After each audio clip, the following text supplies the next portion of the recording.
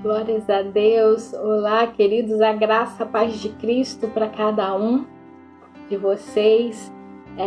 Com muita alegria, com muito amor e respeito que eu estou aqui para compartilhar com vocês aquilo que Deus colocou no meu coração, para ser um instrumento de Deus, para ser vaso aqui nas mãos do oleiro. Amém? Eu gostaria de convidá-los a abrir as suas Bíblias no livro de Daniel. Nós vamos fazer a leitura do capítulo 9, vai ser do versículo 4 ao versículo 19. Hoje a nossa leitura ela vai ficar um pouquinho extensa, mas a palavra de Deus ela não nos traz cansaço e nem peso. Amém? Então vamos iniciar a nossa leitura, repetindo, será o livro de Daniel, capítulo 9, versículo 4 ao versículo 19, que diz assim na palavra de Deus: Orei ao Senhor o meu Deus e confessei: Ó Senhor Deus, grande e temível, que mantens a tua aliança de amor com todos aqueles que te amam e obedecem os teus mandamentos. Nós temos cometido pecado e somos culpados. Temos sido ímpios e rebeldes e nos afastamos dos teus mandamentos e das tuas leis. Não demos ouvido aos teus servos, os profetas, que falaram em teu nome aos nossos reis, aos nossos líderes e aos nossos antepassados e a todo o teu povo. Senhor, tu és justo e hoje estamos envergonhados. Sim, nós, o povo de Judá, de Jerusalém e de todo Israel, tanto os que estão perto como os que estão distante, em todas as terras pelas quais nos espalhaste por causa de nossa infidelidade para contigo. Ó Senhor, nós e nossos reis, nossos líderes e nossos antepassados estamos envergonhados por termos pecado contra ti. O Senhor nosso Deus é misericordioso e perdoador. Apesar de termos sido rebeldes, não te demos ouvido, Senhor nosso Deus, nem obedecemos às leis que nos destes por meio dos teus servos, os profetas. Todo o Israel transgrediu a tua lei e se desviou, recusando-se a te ouvir. Por isso, as maldições e as pragas escritas na lei de Moisés, servo de Deus, têm sido derramadas sobre nós, porque pecamos contra ti.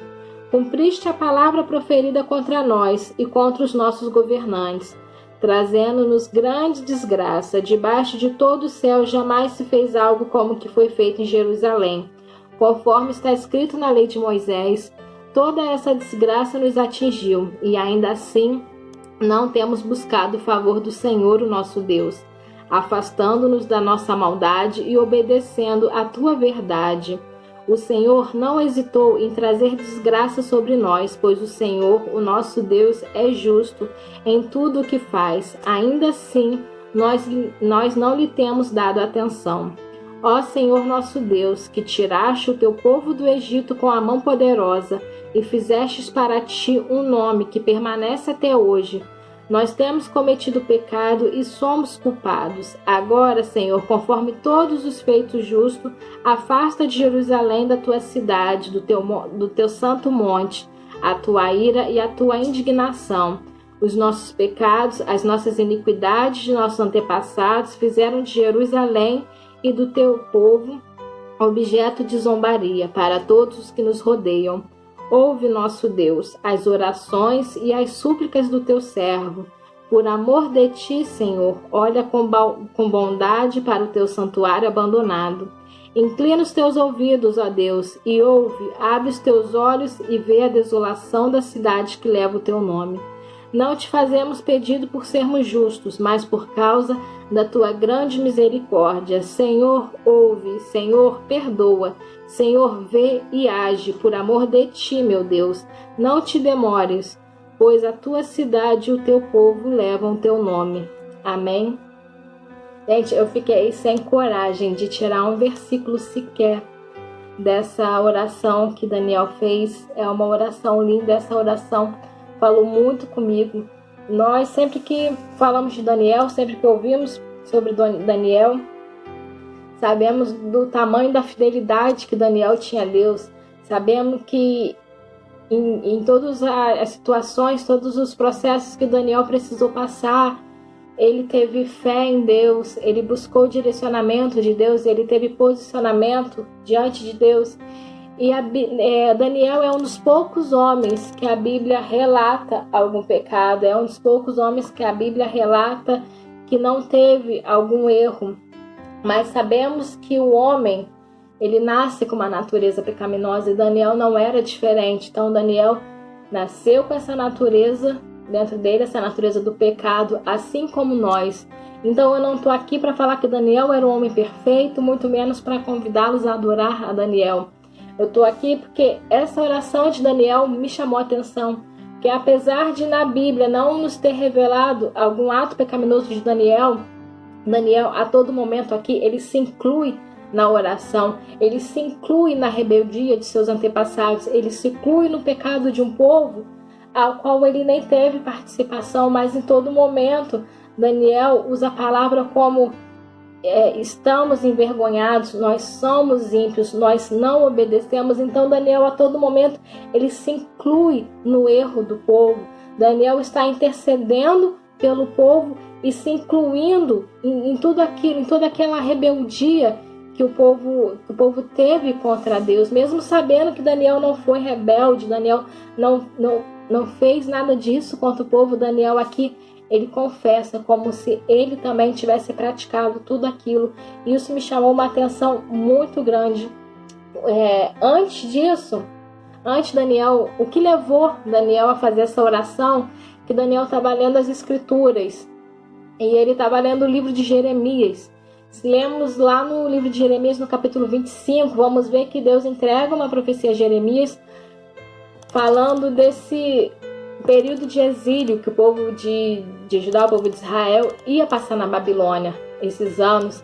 E Daniel, através do Espírito, ele tem a revelação de que esse tempo estava se cumprindo. E eu digo através do Espírito porque tem coisas na palavra de Deus que nós só vamos entender através do Espírito Santo. Tem coisas que não tem como entender se não for por revelação do Espírito Santo. E por mais que a promessa do Espírito Santo só se cumpriu no Novo Testamento, lá no livro de Atos, nós vemos aqui também no Antigo Testamento muitos homens, ali com auxílio do Espírito Santo, e foi nesse Espírito que Daniel compreendeu, que Daniel teve a revelação de que aquele tempo estava se cumprindo naquele povo, em cima daquela nação. Então Daniel imediatamente ele recorreu a Deus e ele fez essa oração confessando o pecado, essa oração pedindo perdão por todo o povo e se incluindo nela, e se incluindo como pecador, e se incluindo como rebelde junto àquela nação. E lendo isso, eu me envergonhei das orações que eu faço, porque eu aprendi durante a minha caminhada, eu aprendi que podemos sim confessar o pecado dos nossos irmãos em nossas orações. Então eu confessava o pecado dos meus irmãos, eu ficava: Senhor, perdoa o pecado do fulano, perdoa o pecado do cicrano, perdoa o Beltrano, ele não sabe o que faz, ele não sabe o que diz, perdoa, tem misericórdia, Senhor. E eu me envergonhei muito disso, porque eu estava assim, confessando o pecado do meu irmão, mas eu estava apontando o pecado. Eu estava apontando para Deus: Senhor, tem o pecado dele, tem o pecado dele, tem o pecado dele. E isso me envergonhou muito, porque eu vi aqui Daniel se incluindo. Eu vi aqui Daniel falando que ele também era um pecador. Por mais que ele não participasse dessas coisas, ele se incluiu. E assim devem ser as nossas orações.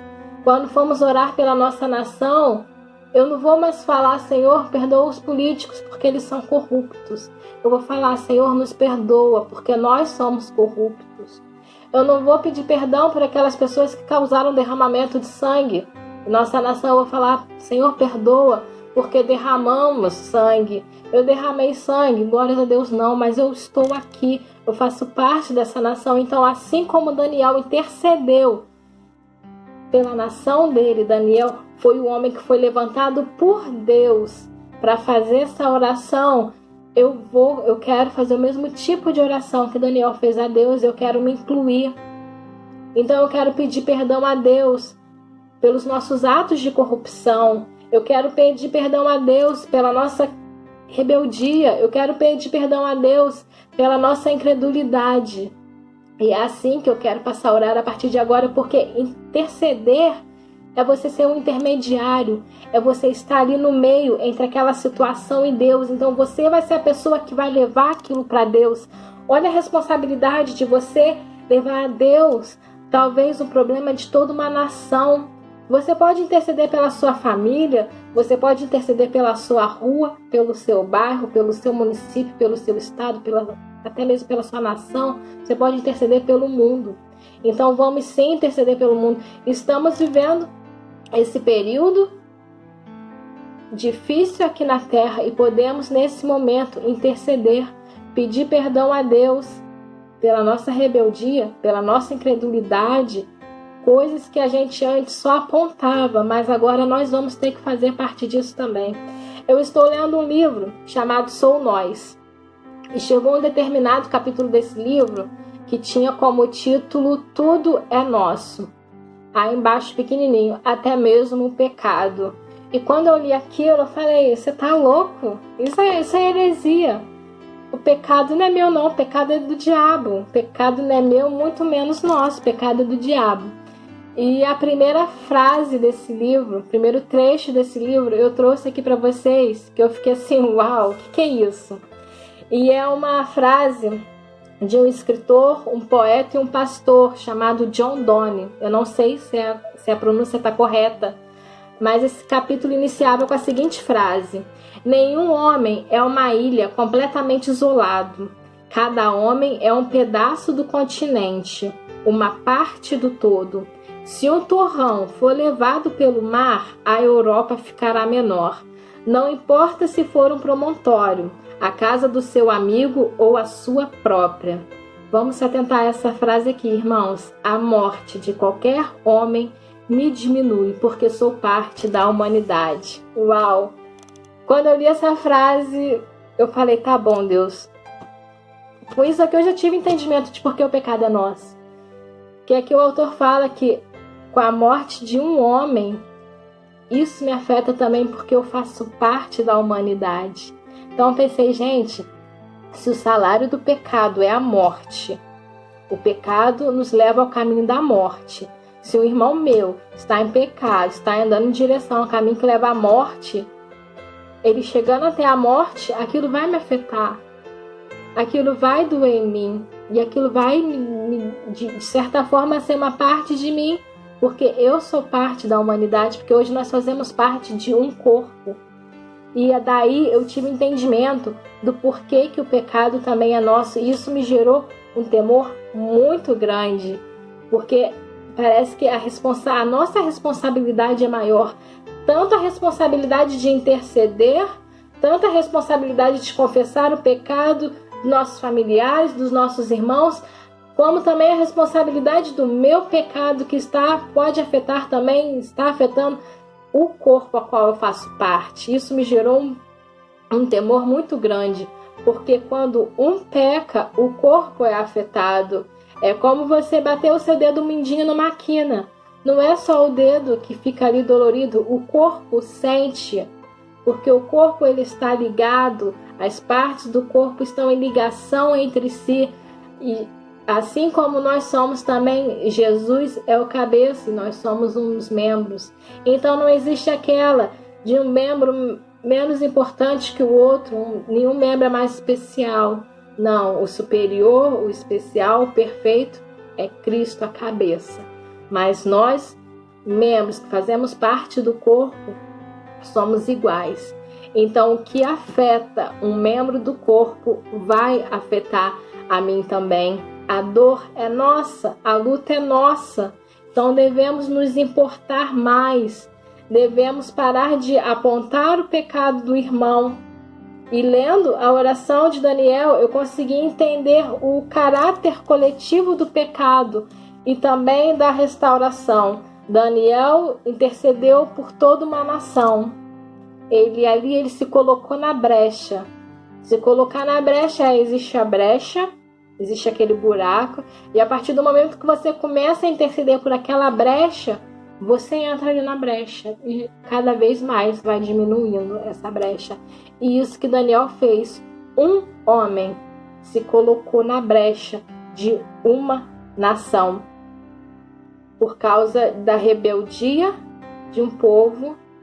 Daniel assumiu ali, né? Ele se sentiu responsável por aquilo tudo e foi ser o intermediário desse povo até Deus. No livro de Josué, nos é narrada uma história em que todo o povo de Israel foi considerado culpado também, sofreu um castigo por causa de um homem. Lá no livro de Josué, no capítulo 6, versículo 17 ao versículo 19, o Senhor dá ordem a Josué. Ele ordena, quando o exército está avançando para Jericó, o Senhor dá uma ordem a Josué que eles ficassem longe dos objetos consagrados, que eles iam encontrar, que eles ficassem longe desses objetos consagrados, e caso contrário, se alguém pegasse o objeto consagrado, aquilo ia trazer destruição e desgraça para o povo. O Senhor deu essa ordem a Josué. Só que um homem resolveu pegar objetos de valor e esconder no chão debaixo da tenda. E por causa desse um único homem, todo Israel foi culpado. Se nós lermos o capítulo 7, no versículo 10 ao versículo 12, Deus diz que Israel pecou. Esse homem foi Acã. Deus, em momento algum, ele atribui a culpa a Acã. Deus não fala Acã pecou. Deus fala Israel pecou. Deus não fala Acã violou a minha ordem, a minha lei. Deus fala Israel, o povo de Israel violaram. Deus usa o plural, Deus usa a palavra violaram, apossaram, roubaram, esconderam. Então ele não atribui isso somente a Acã. Foi só Acã que pegou, mas todo o povo tomou a culpa, porque Deus nos olha de forma coletiva, como uma família, e o pecado individual de um irmão afeta a comunidade em que ele se encontra. Nós participamos da ceia do Senhor, e quando é partido o pão, nós que tomamos parte daquilo declaramos ser participantes do corpo de Cristo. Então é como se estivéssemos falando que eu, você, ele, nós somos um corpo, e cada um de nós representa uma parte desse corpo. Então, se um do corpo está ferido, se um do corpo está ali, está triste, está passando por um processo, todo o corpo também está ferido, todo o corpo também está participando desse processo. Isso precisa gerar um temor em nós, mas gerar um temor e não um medo. Porque se isso gerar um medo em mim, como eu disse anteriormente, isso nos gera uma responsabilidade. Tanto uma responsabilidade para interceder por tal membro do corpo, como uma responsabilidade também do meu pecado, porque eu também sou pecadora. Não é só o dedinho de mendigo que é pecador, eu também sou pecadora. A igreja é uma reunião de pecadores. Então, o meu pecado também pode afetar todo o corpo. E se isso gerar medo ao invés de temor, isso vai me afastar do corpo. Porque o medo, ele traz vergonha, o medo nos acusa, o medo nos faz nos sentir indignos. Então a gente vai se afastar daquele corpo porque a gente não vai se achar merecedor de fazer parte dele. Já o temor não.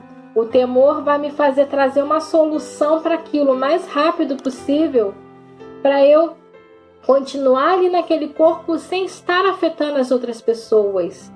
Porque a confissão, ela liberta. A confissão dos nossos pecados, ela liberta. Então, se isso gerar um medo em nós, a gente nunca vai confessar, porque a gente está com medo, a gente está envergonhado. E além disso tudo, nós vamos nos afastar do corpo. Porque a gente acha que o único pecador ali somos nós. Que todos os outros são perfeitos, todos os outros são santos. Sendo que santo é só o superior, é só a cabeça. Santo é só Cristo. todos os outros membros são pecadores, mas por algum motivo, pelo medo, a gente se acha que a gente não é digno de estar ali, sendo que nós nunca vamos ser dignos disso. Nunca vamos ser dignos. Então, como eu estava falando, a igreja é uma reunião de pecadores. Ninguém está só nessa condição. Eu não estou só na minha condição de pecadora. Você que está me assistindo, talvez você esteja triste, talvez você esteja envergonhado, talvez você esteja em pecado agora neste momento. Você não está sozinho nessa condição. Nós somos pecadores. E cada um propenso a uma área diferente. Cada um tem o seu ponto fraco. Uns são mais transparentes, outros não conseguem ser tão transparentes assim, mas todos pecadores. Um com pecados visíveis, outro com pecados invisíveis. Como assim? Eu digo isso a olhos humanos, porque para os olhos de Deus a gente sabe que a gente não pode esconder nada. Mas a olhos humanos nós conseguimos. Então eu digo que sim, que existem os pecados visíveis e os pecados invisíveis. O exemplo de pecado visível é aquele irmão que caiu e você encontrou dentro de um boteco com um copo de cachaça na mão. Aquele irmãozinho lá da igreja.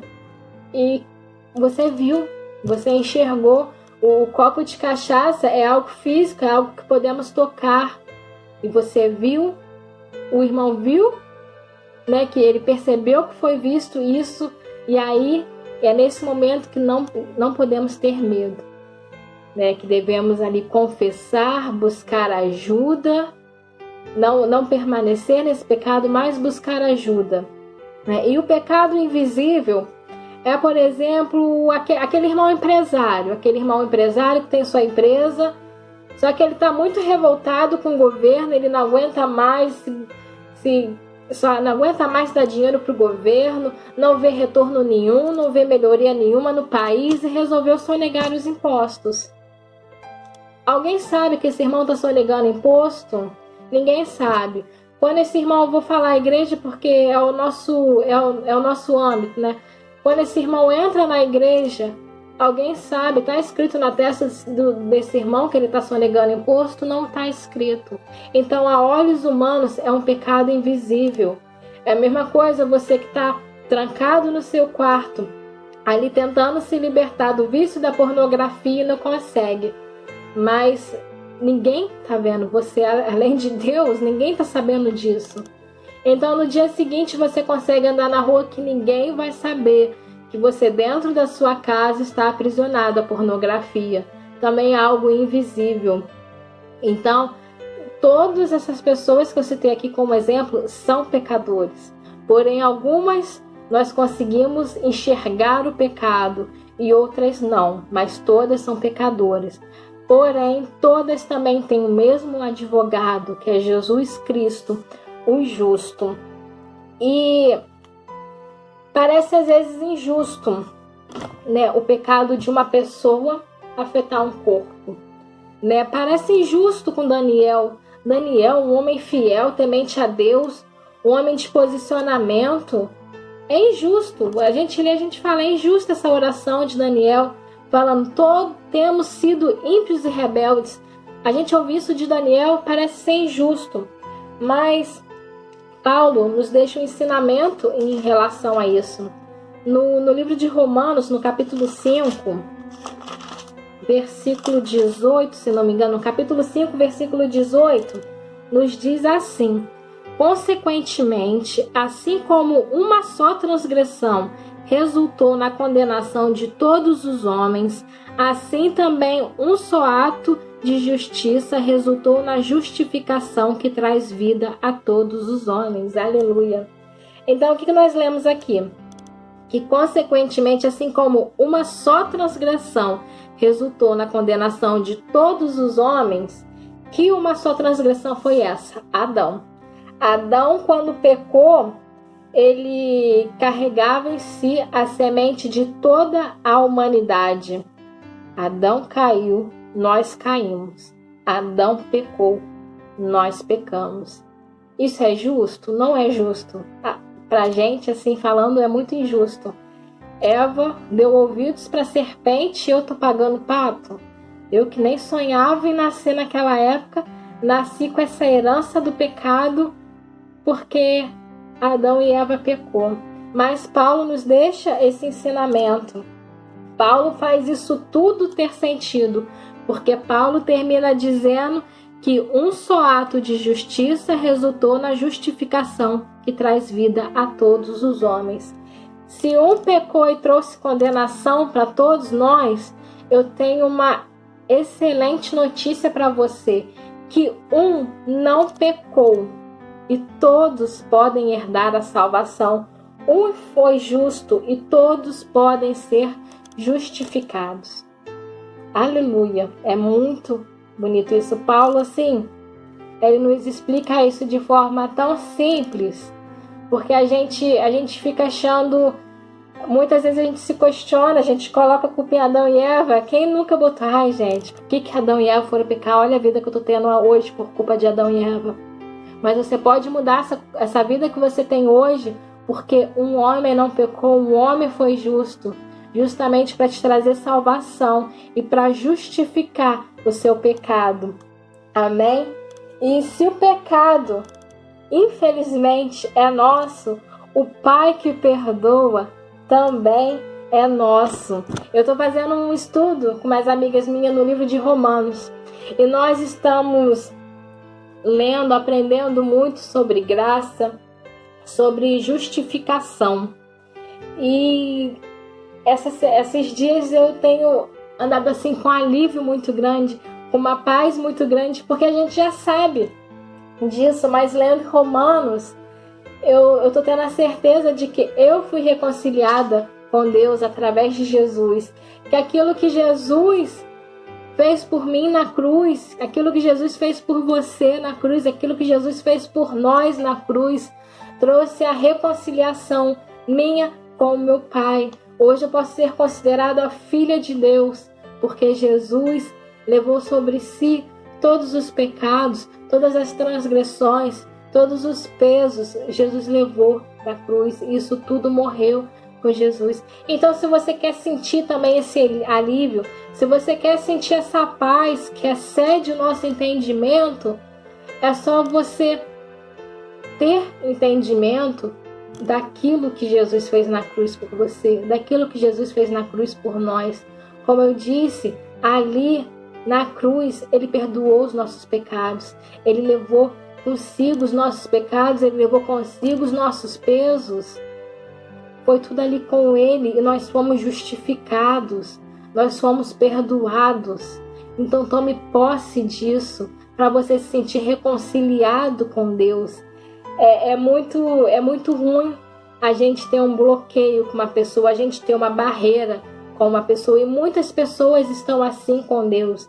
Muitas pessoas querem se chegar a Deus, mas existe ali uma barreira, existe ali um bloqueio espiritual. E na maioria das vezes, quando a gente está assim com uma pessoa, às vezes a pessoa nem sabe. Porque às vezes a pessoa está ali nos esperando, a pessoa está com saudade da gente, a pessoa está doida para escutar a nossa voz, a pessoa nunca nos deixou de amar. E assim é Deus. Deus não deixa de amar. Foi Deus que nos criou. Deus sabe dos nossos erros até mesmo antes de errarmos, mesmo assim Ele não nos deixa de amar. Então Deus quer esse amor nosso também por Ele. Deus não quer nossas obras perfeitas. Deus quer o nosso amor perfeito. Deus quer que a gente entregue o nosso melhor para Ele. Então Deus pode estar te esperando naquele cantinho de intimidade. Deus pode estar ali te esperando, ouvir a sua voz, que Ele já conhece o tom, daquele filho que Ele criou do jeitinho dele. Ele te conhece de todos os jeitos, Ele conhece seus defeitos, Ele conhece suas qualidades. Foi assim que Ele te chamou. Então, tome conhecimento do que Jesus fez na cruz por você. Aquela morte de cruz, aquela morte triste, uma morte dolorosa, uma morte humilhante, mas que Ele venceu, que Ele ressuscitou para trazer para nós a salvação, a justificação, a reconciliação, e tudo isso de graça, tudo isso por um favor não merecido. Então você quer sentir esse alívio? Quer sentir essa paz? Quer se sentir reconciliado por Deus? Toma entendimento da cruz. Vai procurar saber o significado da cruz. Vai ler nos evangelhos o que Jesus fez, o que Jesus passou, como foi o ministério dele aqui. Eu espero que essa palavra possa trazer uma transformação de mente para a nossa vida. Que essa palavra possa, se você por acaso estava orando errado igual eu, que você possa vir também a modificar a sua oração, que você possa confessar o pecado dos seus irmãos de uma forma diferente. Confessar o pecado até mesmo daqueles que você não conhece, que você acha que você não tem nada a ver. Eu não tenho nada a ver com o que está acontecendo lá em São Paulo, mas faz parte da minha nação e eu vou interceder por eles. Então que nós possamos nos colocar na brecha, nós possamos ser verdadeiros intercessores, porque nós fazemos parte do corpo de Cristo. E como corpo de Cristo, o que afeta um membro me afeta. Como corpo de Cristo, o que dói no meu irmão também é doloroso para mim. No corpo de Cristo, o que traz alegria para o meu irmão também vai trazer alegria. Não vamos falar só de pecados, vamos falar também das coisas boas, a qual Deus tem para nós. Amém, meus irmãos? Que Deus abençoe a cada um de seus familiares, que Deus abençoe a sua vida, a sua casa, que essa palavra continue falando em cada um de vocês no decorrer dessa semana, que fiquem todos na paz de Cristo Jesus. Um grande abraço.